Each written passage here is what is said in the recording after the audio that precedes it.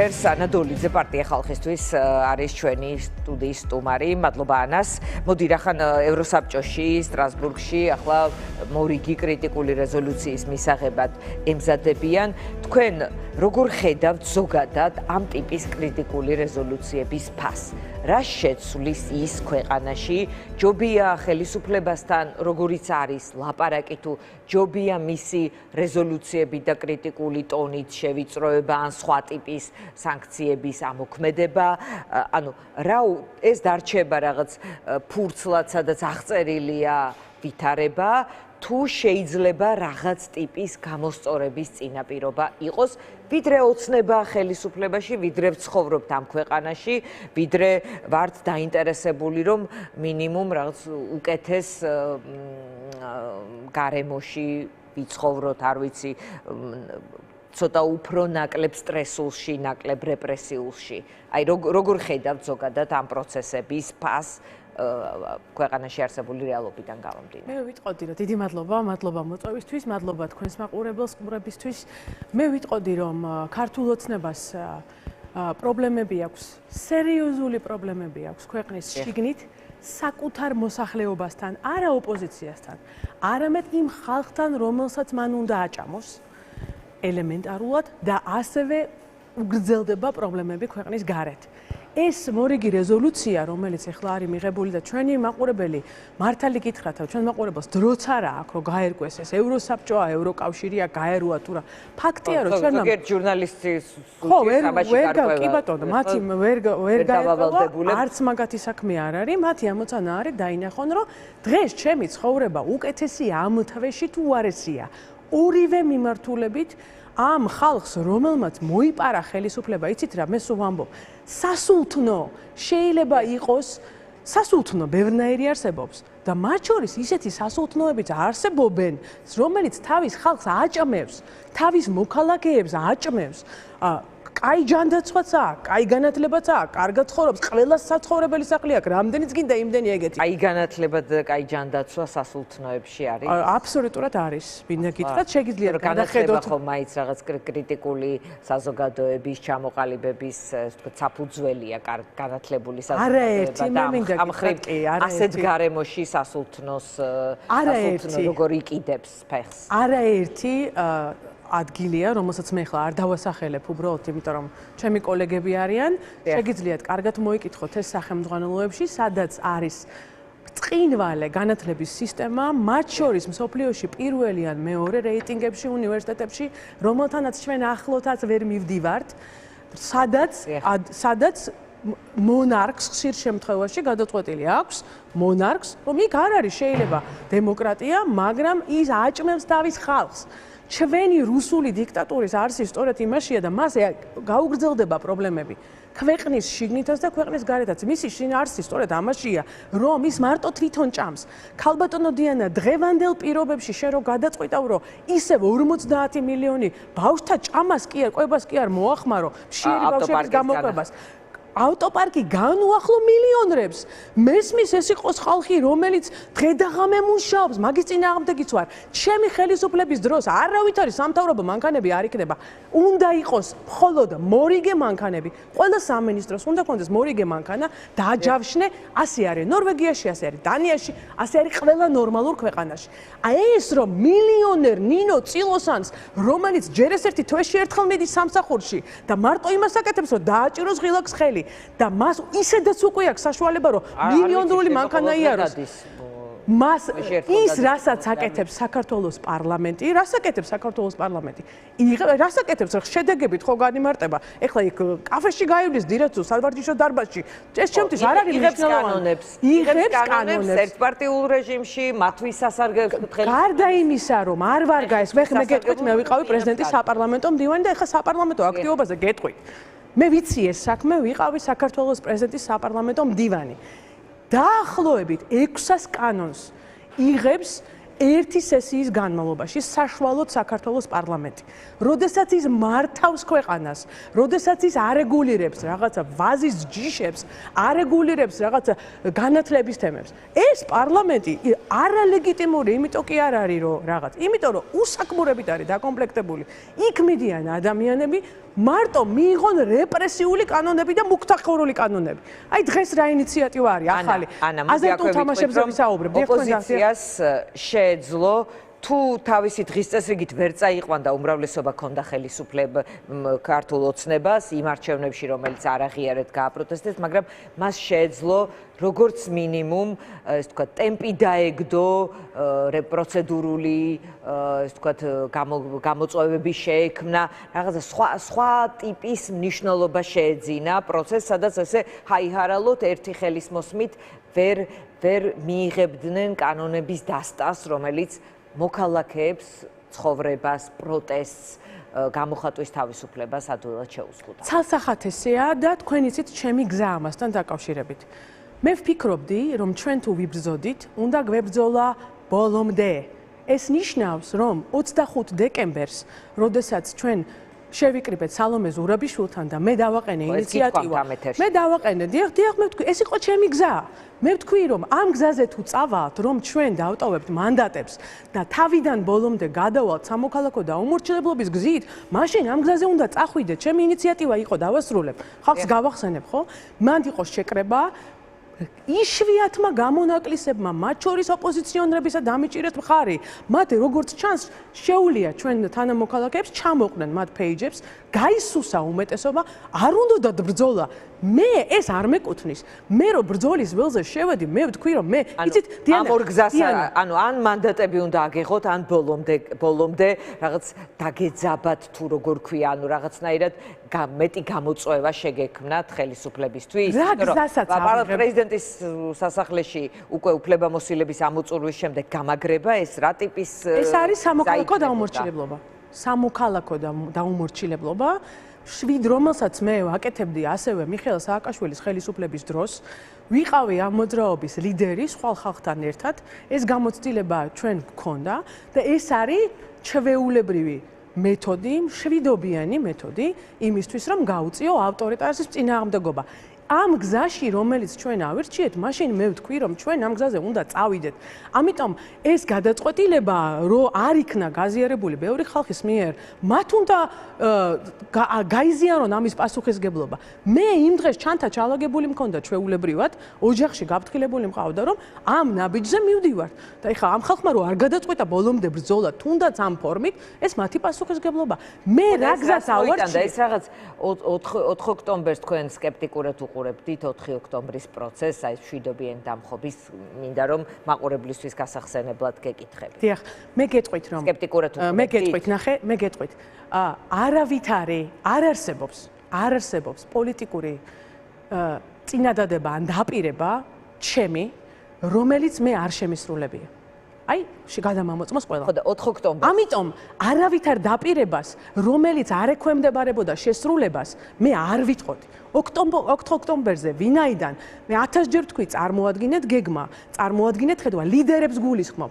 რა თქმა უნდა, უთანაგზნობ ადამიანებს, მე მათ ვიცნობ ბევრ მათგანს, რომლებიც როგორც რიგითი ჯარისკაცები, პატრიოტები, იქ აყვნენ ამ შეძახილებს. ზოგი დუმდა, ზოგი მხარს უჭერდა, ზოგი პროვოკაციას აფასებდა. მე მithქვამს, არა, მე თქვენ ეთერში მithქვამს, რომ მე სკეპტიკურად ვეპყრობოდი ამ განცხადებებს, ამ მოწოდებებს, იმიტომ რომ ვერ ვხედავდი მკაფიო გზას.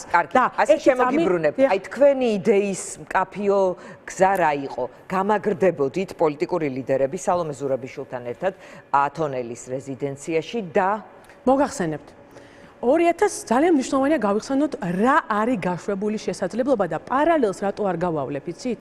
იმიტომ რომ 2025 წლის 4 ოქტომბერს საქართველოს აღარ აყავს უკვე ოპოზიციური პარლამენტის წევრები. ჩვენ ყველას მანდატი შეწყვეტილი გვაქვს. არ აყავს პრეზიდენტი, რომელსაც აქვს ასევე იმუნიტეტი. 1 წლის შემდეგ, ხო? არ არის საერთაშორისო მხარდაჭერა და რაც მთავარია, არ არის საზოგადოებრივი მუხტი პიკში, რა მუხტიც იყო დეკემბერში 2024 წლის. მე მაშინ ვთქვი გალბატონო დინა, თქვენ ეთერში ამოიღეთ, რომ ჩვენ თუ ახლა ამ პიკში ნაბიჯს არ გადავდგავთ, ეს ყველაფერი გადავა მარათონში და მარათონში იგებს ის, რომელსაც აქვს მეტი რესურსი. გახსოვთ ეს ჩემი სიტყვები. დამარცხება გამარჯვებაზე ვიტყვი, რაღაცა იდიოტური დისკუსია რო შემოვიდა. მაშინვე ვთქვით, თქვენთან არა სხვა წამყვანი იყო აქ. რომ ეს არის ჩვენ ვართ შესული გრძელვადიან ბრძოლაში. არ შეიძლება, ვინ შემოიტანა ეს დისკუსია საერთოდ? როგორ შეიძლება, როდესაც 2 წელი იბრძვი მარტო თქვა, რომ რუსეთთან მიმართებაში, რომელსაც ჩვენ 2 საუკუნეა ებრძვი, შენ ან დამარცხდი, ან გაიმარჯვე. სწორი არის თქვა. ეს სტრატეგია იყო სწორი, ეს სტრატეგია არ იყო სწორი, იმიტომ რომ ჩვენი გამარჯვება რუსეთთან მიმართებაში არის დამოუკიდებელი საქართველოს არსებობა. ეს არის გამარჯვება. ჩვენ არ ვიბრძვით იმისთვის, რომ მე პირადად არ ვიცი, მე არ ვიბრძვი იმისთვის, რომ ყობახიძე იქნება თუ პეტრიაშვილი თუ პავლიაშვილი თუ დოლიძე. მე ვიბრძვი იმისთვის, რომ რუკაზე ფული უნდა კონდეს, დროშა უნდა კონდეს, კაი განათლება უნდა იყოს და ხალხს უნდა ეამაყებოდეს, რომ ქართველია. და სანამ ჩვენ ამას ვახერხებთ, ჩვენ ვინ ინარჩუნებს ამას ქალბატონ დიანა? პროტესტის რა თქმა უნდა. ფული გვაქვს და რუკაზე არსებობს საქართველო? რა თქმა უნდა, იმიტომ რომ მე ამაზე ვამბობდი თავის დროს. ნახეთ, გავიხსენოთ ედუარდ შევარდნაძე რომ ჩამოვიდა. მას შემდეგ რაც მოხდა გადატრიალება, რატომ მოხდა გადატრიალება საქართველოში? ხო, ზვიად გამსახურდია რატომ გააგდეს? მათ შორის ბევრმა იმ ადამიანებმა, რომლებიც დღეს ხელისუფლებაში არიან, კონკრეტულად ამ ხელისუფლებაში არიან, იმიტომ მოხდა გადატრიალება, რომ კონკრეტული მოთხოვნები იყო წაყენებული ზვიად გამსახურდიას მიმართ. მათ შორის ეგრეთ წოდებულ სამხრეთ ოსეთში და სამაჩაბლოში რუსის სამშვიდობოების შემოყვანა, ანუ ჩვენ ტერიტორიაზე ისევ რუსების შემოყვანა, მათ შორის დსთ-ში გაერთიანება, შესვლა. ამის გასაკეთებლად მათ შორის იყო საქართველოში ჩამოყვანილი ედუარდ შევარდნაძე და მან ის იძულებული იყო, რომ ეს გაეკეთებინა საქართველოში.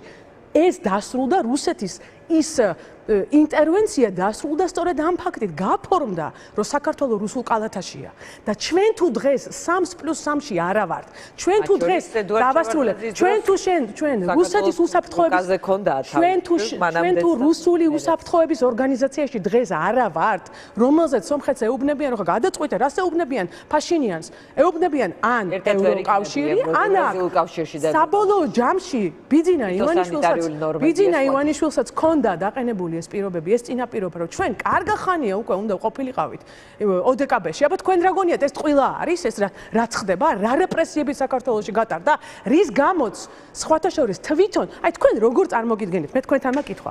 ირაკლი ყობახიძის, არა, მართლა მაგ. ირაკლი რიტორიკულია.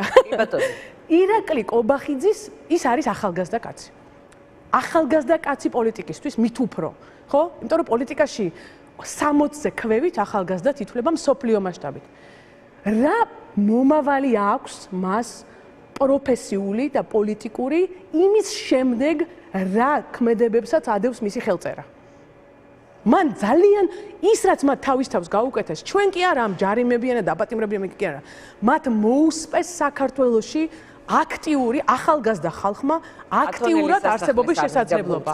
ათონელის სასახლეში გამაგრებით, მაშინ მანდატები გქონდათ.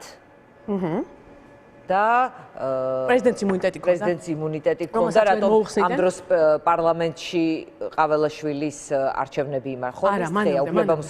რა დღეზე ლაპარაკობ? მე ვლაპარაკობ 25 დეკემბრიდან 29 დეკემბრამდე. ვიდრე ყაველაშვილი იქნებოდა არჩეული? ოფიციალურად პრეზიდენტი არის საქართველოსი სალომე ზურაბიშვილი. მას აქვს იმუნიტეტი. ნახეთ, თუ ჩვენ ვირჩევთ ბრძოლას, ხო? თუ ჩაერთვები გრძელვადიან გადაკაჩვა გადმოკაჩვაში, ხო? მაშინ დრო უნდა მუშაობდეს შენ სასარგებლოდ. დრომ რომ იმუშაოს შენ სასარგებლოდ, ამას ჭირდება რესურსი. ადამიანური რესურსი, ჭირდება ძალაუფლება, ჭირდება ფული. თუ შენ ამის თავი იცი, რომ ამ გრძელვადიან გადაკაჩვა გადმოკაჩვაში დრო შენ საწინააღმდეგოდ მუშაობს, მაშინ შესაბამისი ნაბიჯები უნდა გადადგა გირგულიანის საქმის დროს, მე თქვენ გეკითხებით. ხო? მე თქვენ გეკითხებით. გირგულიანის საქმის დროს ვკეტავდით რუსთაველის გამზირს 15 კაცი. აი 15 ადამიანი ვკეტავდით რუსთაველის გამზირს. აყავდათ ეგენი ქუჩიდან და მიყავდათ ციხეში. ყველას აპატიმრებდა, მე უშვებდნენ. რატო ვაკეთებდით ამას? ხო, პროტესტი იყო თქვენი იმ უსამართლობაზე, ვთქვათ, არასათანადო რეაგირება. ნამდვილად, ეს იყო საშუალება იმ პირობებში სამოქალაქო დაუმორჩილებლობისა, რომელმაც შექმნა საქართველოში ისტორიულად გირგვლიანის საქმე. ხო? ამ პროტესტის გარეშე ხა კაბინეტებში ჯდომით და SMS-ების გაგზავნით არ შეიქმნებოდა არავითარი მოძრაობა, რომელმაც შექმნა პრეცედენტები. არა, ვინმე, რა უნდა მომხდარიყო თქო, არ მინდა ძალიან ჩავრჩეთ იქ, იმიტომ რომ მიმდინარე თემებზეც მინდა რომ ვილაპარაკოთ, მოკლედ არჩეული იქნა თქვენი აზრით რაღაც შუალედური გზა, მარათონული, რომელშიც ორი წელი გავიდა და ხელისუფლება, რომელსაც რესურსებიც მეტი აქვს, ძალაც და შესაძლებლობაც, ესე ვთქვათ, ის არის გამარჯვებული? არა, მე ვიტყოდი. ამბობთ, რომ დამარცხება გამარჯვებაზე არ უნდა იყოს ლაპარაკიო, მაგრამ ასევე ამბობთ, რომ მარათონში ხელისუფლებას მეტი რესურსი აქვს. სწორად არის დასმული კითხვა, გამარჯვება დამარცხებაზე სანამ იტყვი, ნებისმიერ საქმეში ხო უნდა დასვა მაჩვენებლები. რასთან მიმართებაში იმარჯვებ? რა არის შენი მაჩვენებელი? ჩემი მაჩვენებელი არის, რომ რომ დღეს რაღაცნაირად აი იმ ბრძოლაში ვართ. რაღაცნაირად, აი რა ხდება დღეს ისტორიის სახელმძღვანელოებზე? თქვენ კი ამბობთ, რომ ეს არ არის ჩვენი დამსახურება, მაგრამ ფაქტია, ისტორიის სახელმძღვანელოებზე ისტორიკოსებს შორის არის უსერიოზულესი დებატი, არ ვიცით რა სტანდარტით იწერება ისტორიის სახელმძღვანელოები და რა იქნება შიგნით. ეს თვითმყოფადობის საკითხი არ არის. დღეს შეიძლება ვსაუბრობთ ქართულად, მაგრამ ისტორიის სახელმძღვანელოებში ბავშვებს თუ ჩაუწერენ გაუგებარ მოცემულობებს 10 და 15 წელიწადში თქვენ მიიღებთ ხალხს, რომელიც სულ სხვანაირად იაზროვნებს და თუ დღეს არის ეს დისკუსია, ეს დებატი, ეს ამ ბრძოლის დამსახურება. მაგრამ არსებობს თუ არა სხვადასხვა გზების არჩევანი. არსებობს. ჯობდა თუ არა ჩემი შეთავაზება, ნამდვილად ჯობდა. ამის თქმა მინდა მე მხოლოდ. კი ბატონო, მაგრამ არ იქნა ეს გზა თქვენი აზრით და აქედა იმიტომ რომ არ იქნა ეს გზა არჩეული, ახლა ხელისუფლება ამ პოლიტიკურ ბრძოლაში მაღიარე არ გაღიარებ, მე ვარ ლეგიტიმური, არ ხარ ლეგიტიმური, ასე ვთქვათ, შენ რადიკალი ხარ და ასე ამ პოლიტიკურ ორთა ბრძოლაში, არ ვიცი, პროტესტში, პოლიტიკურ კრიზისში ვინ გამოიყურება მაშინ გამარჯვებულად თქვენი ფორმულით, როცა ამბობთ, რომ მარათონი არის ამ ძლიერი რესურსები, მარათონული ბრძოლაში იგებს ძლიერი რესურსების პარტია. მე გეტყოდით, რომ თუ არ ვნახავდი საქართველოს მოქალაქეების უმეტესობას, რომლებიც არიან ძალიან უკმაყოფილო ყოველდღიური ცხოვრებით, მაგალითად მძღოლები, რომლებსაც აღჭობენ ჯარიმებით. მარტო მე პროტესტებს ხო არ აღჭობენ ჯარიმებით. ეხლა დაუკლებთო. დაუკლებენ, იმიტომ რომ ჩვენ ქვეყანას მართავენ აბსოლუტურად არაკომპეტენტური მუქთახორები, საგზაო პოლიტიკა. ვინ იტყვის, რომ საგზაო პოლიტიკა ქვეყანაში ნორმალურია? შეიძლება რომ იმიტომ რომ ეს დასანქცირებული დარახველიძეს გააზრების მიხედვით, ან მოუმატონ ჯარიმა, ან დაუკლონ და პარალელურად გქონდეს ევროპაში ავარიების ყველაზე მაღალი მაჩვენებელი. პირველ 3 თვის განმავლობაში 92 ადამიანი გარდაიცვალა ქუჩაში გზებზე. ომში კი არა. ომში და წინა ხაზზე კი არა. 500 ადამიანს ვკარგავთ ყოველ წელს ქუჩაში.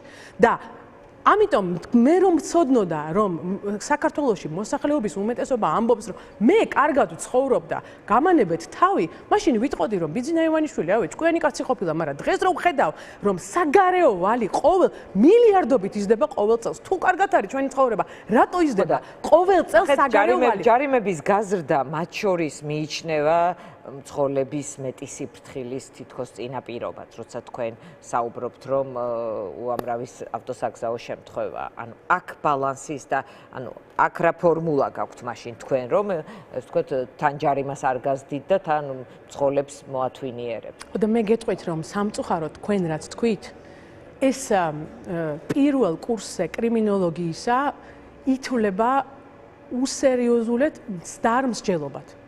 რომ ჯარიმით ან დიდი სანქციით, ან ადამიანის დაპატიმრებით შენ დანაშაულს შეამცილებ. არ ერთი წუთი. აუცილებლად დაგამთავრებინებ პარალელურად ევროსაბჭოში დებატები დაიწყო საქართველოს თემაზე და მინდა რომ ვიდეო ვაჩვენოთ. კი ბატონო, ეს არის მცდარი მსჯელობა. ანუ ეს ნიშნავს, რომ თუ ვინმე ზუსტად ასე მსჯელობს ჩვენ სახელმწიფოში და მე ასე მგონია, იმიტომ რომ როგორ ხდება აბა როგორ ხდება, ელემენტარულია, შეგვიძლიათ დაიქირავენ, რომ უნდოდეთ კითხავდნენ ამ საქმის არაჩვეულებრივი სპეციალისტები არიან საქართველოში. შესაბამისი ასოციაციებია, მაგრამ ეკითხება მათ ვინმე ჭკუას? არავინ ჭკუას არავის არ ეკითხება. იმიტომ რომ საქართველოს პარლამენტი დაკომპლექტებულია კოლექტიური მარიამ ლაშყებით. ამიტომ და რომელიც არის დაკავებული ერთადერთი რაღაცით. პროდიუსერს თქო რომ ვაჩვენოთ თუ გვაქვს შესაძლებლობა სტრასბურგის კადრი, სადაც ევროსაბჭოს საპარლამენტო ასამბლეაზე ამ წუთებში დაიწყო დებატები საქართველოს თემაზე. მითხარით რამე? კი ბატონო, იგვექნება ეს კადრი. მე მინდა აი ამ მოცემულ ვითარებაში მაინც დავუბრუნდეთ ამ მარათონში, რომელშიც ჩვენ ვიმყოფებით. მესმის რომ მაინც ამბობთ რომ ეხლა ასე არ არის რომ დამარცხდა გაიმარჯვა ეს არ არის ეს თქვით მიმდინარე პროცესია მაინც როგორ გამოიყურება ოპოზიცია ხელისუფლება როგორ გამოიყურება ვიცით ეს რეპრესიული მანქანა პროტესტს და სხვადასხვა ჯგუფებს როგორ თქვათ ეხება და რამდენად წნეხშია ეს ამასაც ვხედავთ ოპოზიცია როგორ გამოიყურება, იმიტომ რომ ეს ვადამდელი არჩევნები, რომლის მოთხოვნაც იყო პროტესტის ერთ-ერთი მთავარი მოთხოვნა იყო არ ჩანს, მაგრამ არც ისე შორს არის არჩევნები კალენდარული 2028 წელს, 2026 წელია და ალბათ გონიერი პოლიტიკოსი თუ ის აპირებს საერთოდ არჩევნებში შესვლას და ამ გზით ხედავს პოლიტიკურ ცვლილებას ქვეყანაში, მისთვის ეს არის სწორედ ის დრო, როცა უნდა აქტიურად ემზადებოდეს არჩევნებისთვის. კი, მე ვიცით რომ არ მივიჩნევ თავს პოლიტიკურ კომენტატორად, მე ვარ პოლიტიკოსი. ამიტომ მათ თავიანთი მრჩევლები ყავთ და თვითონ გაარჩიონ და ანალიტიკოსებმა გაარჩიონ ეს ჯობია. მე ვიტყოდი ძალიან მნიშვნელოვანს. აი დღეს რა კანონის დაინიცირებაც მოხდა, მთელი მსოფლიოს ონლაინ კაზინოები რო უნდა დარეგისტრირდეს საქართველოში, ახალი კანონ პროექტია, რომელსაც იღებს ეს პარლამენტი. თქვენ წერდით ამის შესახებ კანონი. აზარტული თამაშები ჩემთვის ძალიან მნიშვნელოვანია. აქ გამოსწორება საერთოდ აბსოლუტურად არ ყოფილა. მე დიანა იცით რა, არ ვაკეთებ ამაზე კომენტირებას. მე ეს ძალიან სერიოზული პრობლემაა დღეს ქვეყანაში. და მე ვარ პასუხისგებელი არა რომელიმე ოპოზიციური წინაშე, არამედ მე ვარ პასუხისგებელი ჩემი მხარდამჭერების წინაშე. ისინი მეუბნებიან ტელევიზორში რომ მიხვალ ჩვენზე ლაპარაკი ანა იმაზე რომ აზარტული თამაშები დამხრჩვალია ქართული ახალგაზრდობა და ამის პირობებში იმის მაგევრად რომ საერთოდ ჩემი ინიციატივა და იდეა ეს უნდა აიკრძალოს საქართველოში აიკრძალება ონლაინ აზარტული თამაშები 100%-იანი გეუბნებით თუ ამას ხალხი მხარს დაუჭერს და შენ ყავს ხელისუფლება რომელიც საქართველოს აქცევს ბანანის რესპუბლიკად, ოფშორულ ზონად, სამუშაო ადგილებს ვერ გიქმნიან. იცით რომ ნორვეგიაში 100,000 მშობიარობაზე 1 ქალი კვდება და საქართველოში 100,000 მშობიარობაზე 20 და 30 ქალი კვდება. დღესაც მოხდა ხო ეს ფაქტი მშობიარობის გოს ქალი გარდაიცვალა და თქვენ ვინ მეტყვის ამ პირობებში რომ ქართული ოცნება ვიზე იმარჯვებს საკუთარ ხალხზე რომ აქ ქართველები აღარ იყვნენ და ვიღაცა უბედურები შემოიყვანონ აქ და ამუშაონ კი საკუთარ ხალხზე იმარჯვებს. ქართველებზე იმარჯვებს, მაგრამ მოცემულობით ქართველებისთვის ნამდვილად არ იმარჯვებს. კი ბატონო, მაგრამ მაინც მესმის რომ პოლიტიკურ კომენტატორობას არ აპირებთ, მაგრამ ველს როგორ უყურებთ, იმიტომ რომ მარტო ხომ ვერ გაიმარჯვებთ. გავიმარჯვებ. მართლა? სამართლიანი სათამაშო პირობებში რა თქმა უნდა გავიმარჯვებ. აბა თქვენი აზრით ახლა რატო ვარ შემოსული? რა თქმა უნდა გავიმარჯვებ. როგორც აქამდე ყველა პირობა რომელიც მე დავდე არც ერთ ხელმოწერაზე არ მახსოვს გვარამია რომ ატერორებდა სხვათა შორის თავის დროზე და ყველა პოლიტიკოსი მამაკაცი პოლიტიკოსი ადგა და მისი ბულინგის ქვეშ ადგა და რაღაცაზე ხელი მოუწერა არ მოუწერე ხელი არც ერთ პირობას რომელსაც მე ვამბობ ყველა პირობას ვასრულებ ამიტომ მე თქვენ გეუბნებით სამართლიანი სათამაშო პირობების შემთხვევაში როცა იქნება ის მე აუცილებლად გავიმარჯვებ და იმ საქართველოს შევქმნი რომელიც არის ჩემს ხედვაში კი ბატონო, ალიანსი, რომელშიც შესვლასთან დაკავშირებითაც იყო სხვათა შორის მსჯელობა, მაგალითად გახსენებდნენ ხოლმე და შემდეგ თქვენ ჩემ სტუდიაში ასევე ამბობდით, რომ არ ყოფილა შემოხმიანება ამ თემაზე. ამ გადასახედიდან როგორ უყურებთ ამას? მე რა თქმა უნდა, ამ შემთხვევაშიც აღმოჩნდი მართალი, ჩვენ და ჩვენი მხარდამჭერები ჩვენ ვართ მიჩვეული ორ პოლუს შორის წნეხში ყოფნას და ეს ჩემთვის ჩვეულებრივია. მე ვფიქრობ, რომ საქართველო უნდა მისცეს გზა ახალ პოლიტიკას, ახალ პოლიტიკურ ძალებს, არ ვამბობ რომ ვინმე უნდა სადმე წავიდეს, იყვნენ პოლიტიკურ ველზე, მაგრამ იმისთვის რომ ქვეყანამ შეიქმნას მომავალი, აქ არ უნდა, აქ უნდა იყოს ახალი პოლიტიკური ძალები, არა დამძიმებული წარსულით, არა დამძიმებული მურუსიძე ჩინჩალაძე და ეს ორივეს ეხება, ოცნებასაც ეხება და ნაციონალებსაც ეხება. და მე რომ თქვი რომ ჩვენ ალიანსში არ შევალთ, მაშინაც იყო ერთი ამბავი და ხო აღმოჩნდა რომ ეს არ იყო შემთხვევითი დროებითი ტოქსიკური გაერთიანება, რომელიც მეტ დროს ატარებს ერთმანეთზე ქილიქში, ვიდრე ხალხთან მუშაობაში. ხალხი, აი დღეს მივედი, ერთ-ერთ მოქალაქეს უჭირს და ჩავაბარე განცხადება მერიაში მათთვის. და დავსვი კითხვა, რას აკეთებენ? აი ეს ალიანსის შემადგენლობა, ყოველდღიურ ეტაპზე, როდესაც ვიღაცას სახურავი ჭირდება, რეგიონებში საზოგადოებას ხვდებიან, არ წმუნებენ, ყველას ყავს იცი, ყველა ალხანას თავის ჩალხანაო, ხო არის ეს გამოთქვა. თუ ნორმალურ თამაშის პირობებში საქართველოს მოსახლეობა რაღაცას გადაწყვეტს, მე მას პატივს ვცემ. მე უბრალოდ ვიცი, რა არის სწორი გზა. მე ვფიქრობ, რომ საქართველოში ახალმა ძალებმა უნდა აიღონ ხელისუფლება, რომელსაც არ ექნება რიდი, რომ ხვალ ჩინჩალაძე გამოვა და მოყვება, როგორ ვაძლევდი დავალებას. ახალ ძალებში არის ივანიშვილი, ადამიანები, რომლებიც ხელისუფლებაში არ ყოფილან, თუ ახალი პარტიები, თუ ვინ. ახალ ძალებში იგულისხმება არა ის ადამიანები და ის პირები, რომლებიც არ ყოფილან სისტემაში და არ ყოფილან სისტემის ნაწილი. ასე ქვეყნისთვის ჯობია, იმიტომ რომ ის ვინც იყო ამ ორ სისტემაში აქამდე, მას აქვს ძალიან დიდი დამძიმებული ტვირთი თავის თავზე. მაგალითად, ავიღოთ სასამართლო, ხო? აი ახლა რომ გამოდიან და ამ ხალხის შექმნილია მურუსიძე ჩინჩალაძის სასამართლო, რომელიც მერე ნახა ბიძინა ივანიშვილმა, უი რა, კაი მოდელია და გადმოიღო. ახლა იმავე ხალხს ხო არ დავაბრუნებთ ხელისუფლებაში. ისეთი ხო უნდა მოვიყვანოთ, რომელიც ამას დაფერთხავს და არ ექნება დასაშანტაჟებელი, რაღაცა გამოსაქვეყნებელი. ამიტომ ეს არის ერთ-ერთი დასაბუთება, ერთ-ერთი მაგალითი, როგორ მესახება შემდეგი რაღაც მომავალი ამ ქვეყნის. კი ბატონო, მადლობა. მადლობა ანადოლიძე იყო ჩვენი სტუმარი. მაყურებელს შევახსენებ